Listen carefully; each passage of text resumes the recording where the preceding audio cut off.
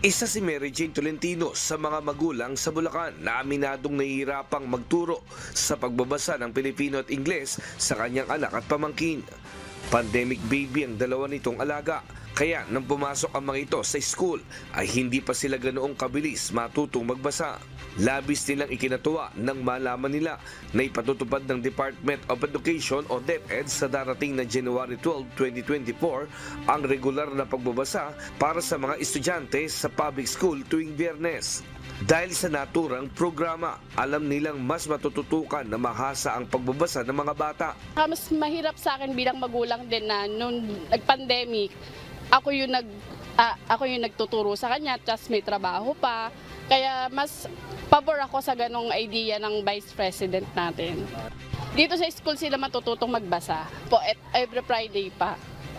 Kapag po natuto ka po magbasa, di ka po babagsak. Opo, tataas po yung grade. Sinabi naman ng ilang mga guro sa Bulacan na malaking tulong sa mga estudyante ang isasagawang programa ng DepEd.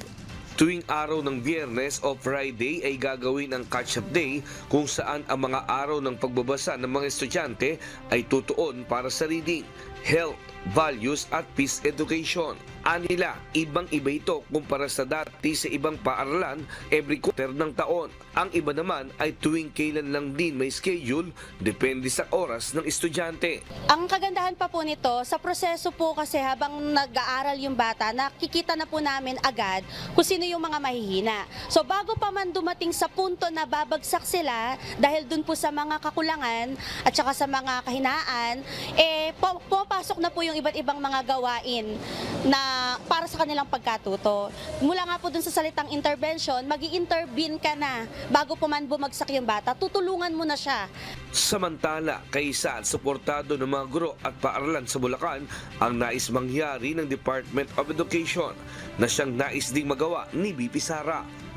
Layunin nito na matutukan sa pagbabasa ang mga estudyante nang sa gayon ay makapagtapos sila ng pag-aaral at magkaroon ng magandang kinabukasan.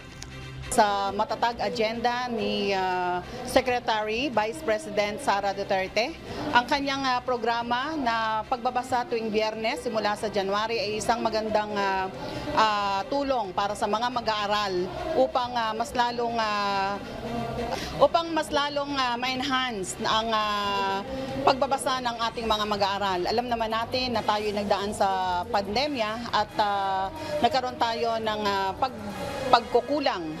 Diyos ang aming sandigan, serbisyo publiko ang aming pinahahalagahan. Nestor Torres, Humahataw!